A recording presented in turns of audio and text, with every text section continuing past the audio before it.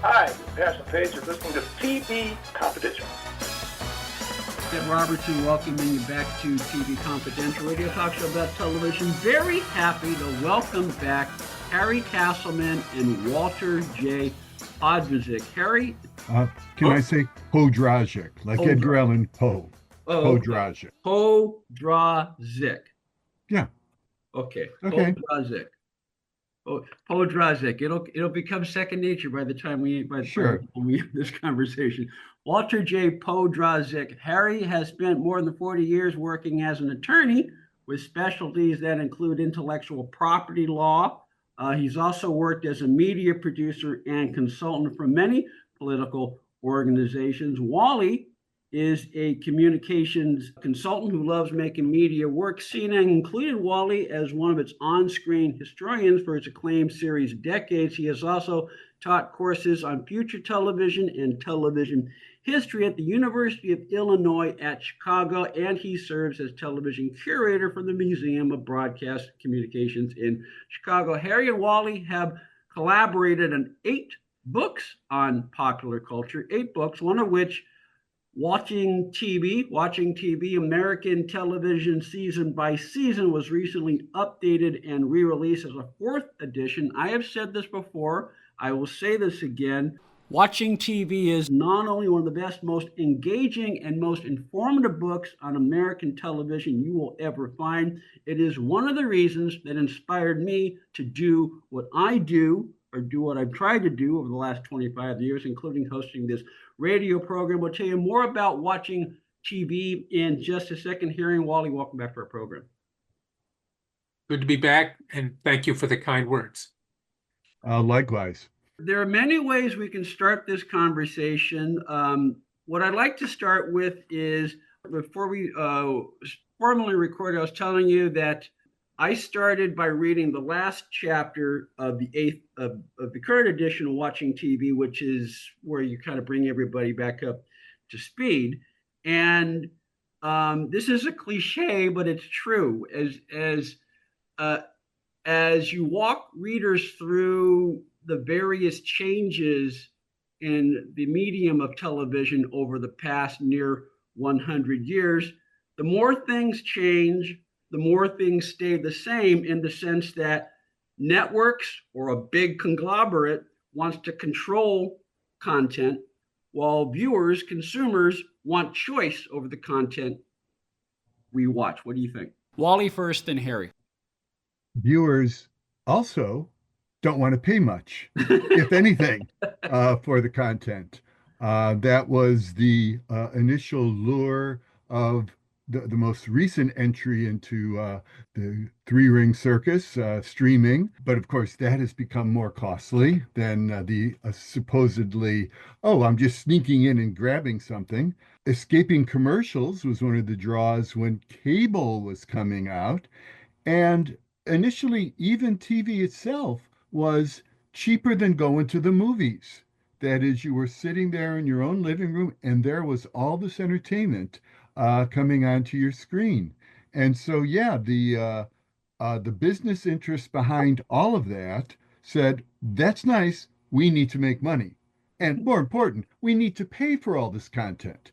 Because if we are presenting great drama, great comedy, great news departments and all, somebody's got to write a check. Harry. And the great transition point was a line that I remember Wally came up with some years ago when we started talking about cable, was as soon as you get to the point of changing from no cost at all for television, all you do is plug it in, turn it on, to charging something for television, well, it goes from there. And when we started doing that with cable TV or CATV, a group cable, that is how it really started, and moving on to premium cable and then streaming and so forth, it's been a big change. Wally, I think you mentioned what's known as fast, free advertising supported streaming television, which is platforms that have ads embedded into the content as part of the quote unquote free or a limited cost service. I mean, even if it's, I mean, once upon a time, you could, not to pick on Hulu, but you could do a free subscription to Hulu, and in exchange, you'd have the embedded ads that you can't skip over. That's changed, and I know this from experience because even if you do the least expensive tier on a Hulu, you still got ads that you got. It goes back to how much are you willing to pay in order to get the content you want to watch with as little limited commercial interruption as possible. But at the same time, I'm speaking for myself, and I don't think I'm alone on this.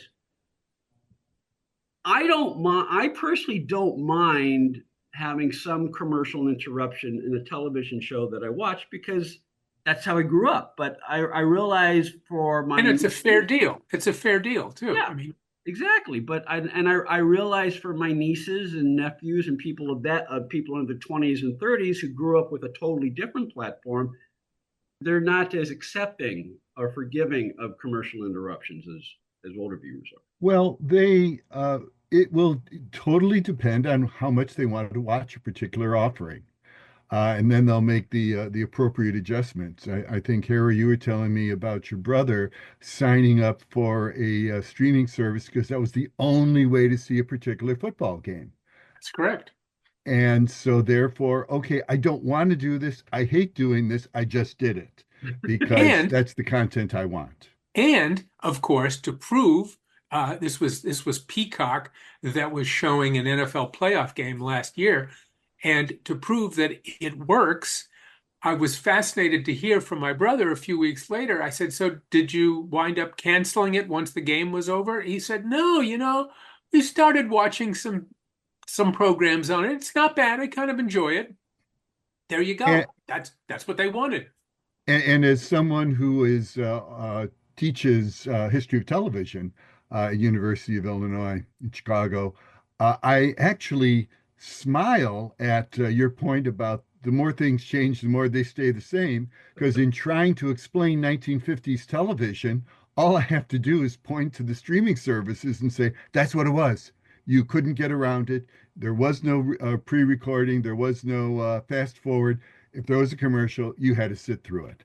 But the thing is, what we love about telling the story of television is that we find something exciting, entertaining, and engaging in every era.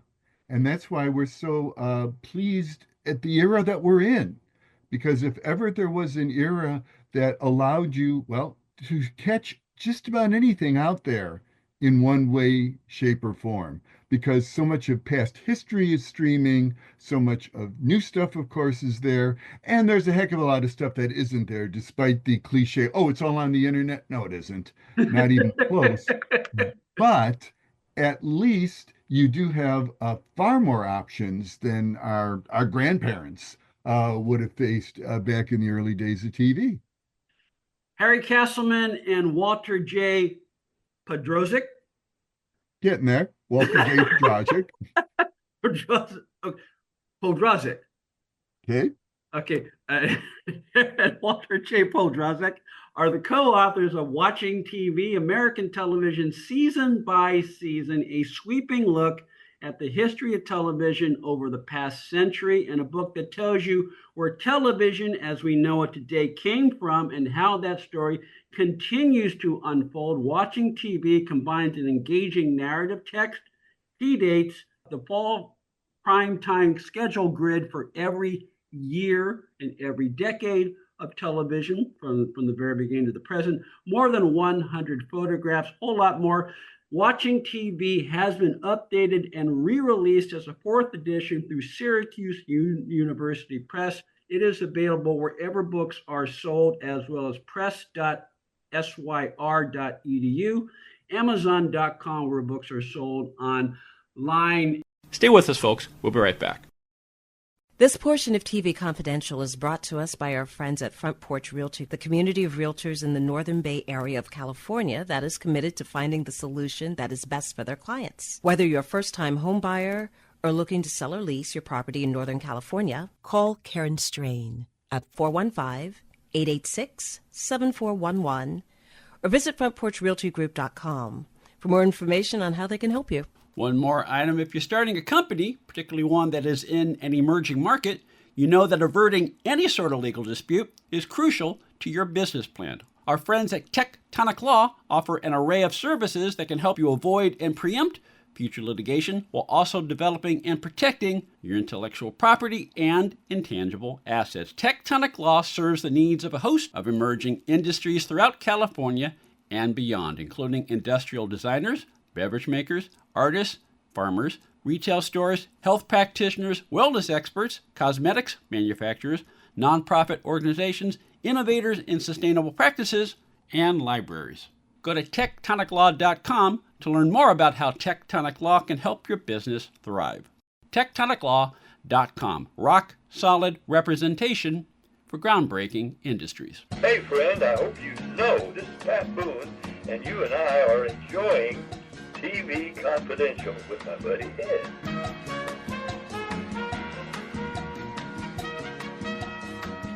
I have two thoughts converging at once. I'm going to pick one. Harry, you mentioned your brother did the free trial of Peacock in order to watch the football game that he wanted to watch, and then he ended up staying on. Well, yeah, it wasn't a free trial. You signed up for, I think it was 1 month. And it was a question of then do you keep going on a monthly renewal basis or not? Oh, that's different because with Paramount Plus, at least as of 13 months ago, when I sampled it because I wanted to watch this either the Super Bowl or the Grammy Awards. They both came up within the same week. My intent was to cancel it at the end of the 1 week free period, But as a result of sampling some of the various things in the Paramount library, my girlfriend and I just at the time discovered that they have, among other things, the entire Twilight Zone series uninterrupted. That's correct. You will find this difficult to believe, gentlemen. I had never seen the Twilight Zone in its entirety until last year. And so to me, it was worth paying for a couple of months in order to watch the entire show at a time. I cover television, I talk about television, and I realize that to some degree watching television can be considered work, but there are a lot of things I watch just to decompress. Like everybody else, there are things I watch to decompress. And, not to go too far off on a tangent, but when you have an opportunity to discover a show like The Twilight Zone available in its entire form, it's amazing to see how it was both a show of its time, and yet it is still timeless and speaks to us today. Yes, that's the thing. And I think we discuss, and when we write about The Twilight Zone in the book, I think, the production costs, the production techniques at the end of the 50s, early 60s for film series, it looks very old and archaic in some cases when you look at it now. But the point is, it doesn't make any difference. The stories are so good. The writing is great. The acting is good. It transcends any technical, archaic nature. And you very, very quickly forget all that. I mean, some of them are very good in the production, but it's the quality of the writing and the acting and so forth that shines through and that remains a real beacon of television and accomplishment even now. And that's one of the reasons that we're so pleased to have Watching TV out now, because the approach, when you say season by season, it means you could go any place in the book, choose a season, and they're written and designed so that you don't have to have read the previous chapter. You don't have to go directly to the next one. You have a self-contained story there of that era. and you could hopscotch through TV history, basically, by going through the pages of watching TV. And that means that we will have the loving detail and affection for the context and the times of, say, the Twilight Zone, saying that Rod Serling had had a tough journey trying to get his vision of storytelling in 1950s drama anthologies. He comes up with his own anthology, and he finds the perfect escape hatch: science fiction, fantasy. Okay, now he could write about anything because it's not upsetting people. It's, oh, no, it's only science fiction. It's not about contemporary issues, wink, wink. But watch it and get involved in, oh, yeah, I guess you can make analogies between that science fiction setting and what's going on in the world. Including what's going on with the battles that he waged with some of the television executives he had to deal with when he was writing live television. Absolutely. Over being subversive, or even once he figured out that sweet spot that if you set things in under the realm of science fiction, you can get away with biting the hands that feed you because it's set in some far away distance that couldn't possibly happen here. And that lesson was learned by Gene Roddenberry for Star Trek, who did, not quite to the extent Serling did, but certainly managed to weave in effect, contemporary themes into the original Star Trek series.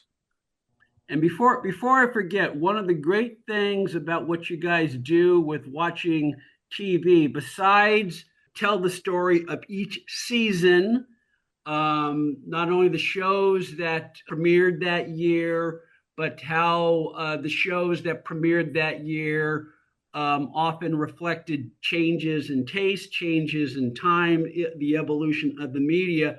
In addition to having a complete chapter on each season, you also have a running timeline throughout each chapter of the book that it's like the equivalent of watching a show today on your smartphone, because you can, I'm serious, because you can pause what you're reading and you can look up a video of this reference or that reference, and it makes it interactive. You guys did that with the running timeline 3 decades before smartphones and interactive technology came to be.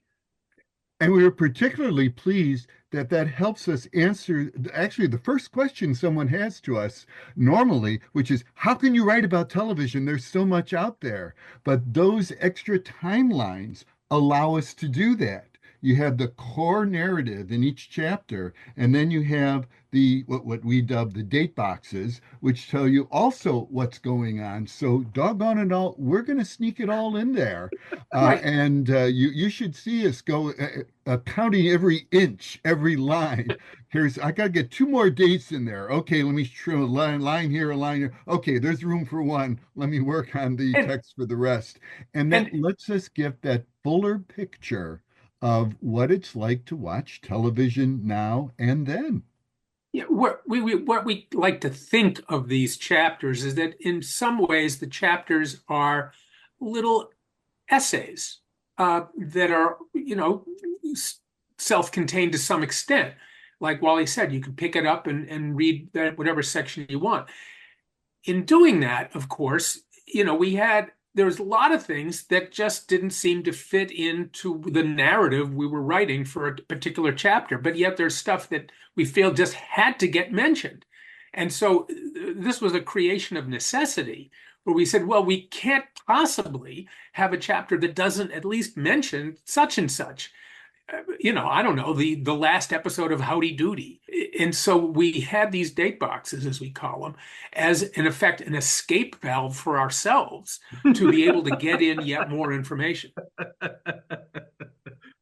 Watching TV, now available, updated and re-released as a 4th edition, now available through Syracuse University Press, press.syr.edu. You can also find Watching TV, 4th edition, Amazon.com, where books are sold online. A little while ago, we mentioned the acronym FAST, FAST standing for Free Advertising Supported Streaming Television. Platforms that have ads embedded into the content as part of your viewing or listening experience will illustrate that principle at work by saying, we'll continue our conversation with Harry and Wally after this quick timeout here on TV Confidential. Now you can fly anywhere in the world and pay discount prices on your airline tickets. Book a flight today to London, Paris, Madrid, or anywhere else you want to go. And pay a lot less guaranteed. Call the International Travel Department right now at Low Cost Airlines. 800-222-0511. 800-222-0511. Again, that's 800-222-0511.